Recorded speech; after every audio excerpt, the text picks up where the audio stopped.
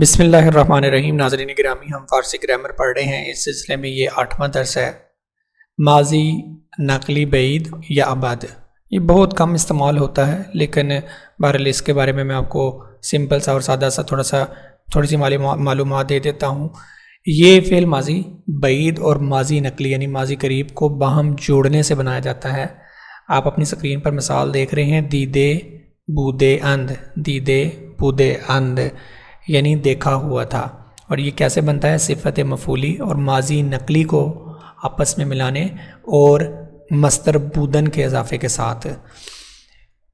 آپ اس کی گردان یا اس کی صرف جو ہے وہ آپ اپنی سکرین پر دیکھ سکتے ہیں۔ لکھا ہوا ہے من گفتے بودیم، اول شخص مفرد من گفتے بودیم، جمع گفتے بودیم، دوم تو گفتے بودئی، شما گفتے بودئی اور سوم او گفتے بودے است، ایشان گفتے بودے اند۔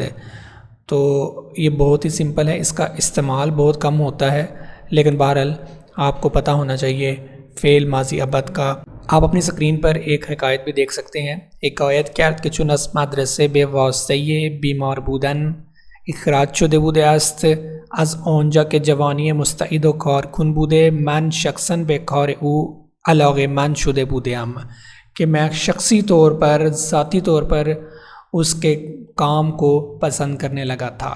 تو یہ اس کا استعمال تو بہت اور مختصر سا ہے اور کئی جملوں میں استعمال ہوتا ہے، لیکن بہرحال آپ کو پتہ ہونا بہت ضروری ہے۔ تو درس ہشتوں میں ہم نے ماضی بعید یعنی ماضی ابد کے بارے میں پڑھا ہے اور اس کی گردان بھی پڑھی ہے۔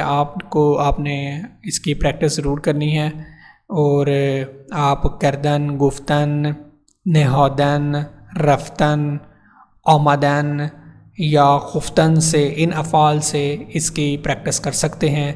اور اگر کوئی رائے ہو یا سوال ہو تو کمنٹ سیکشن میں ضرور دیجیے گا۔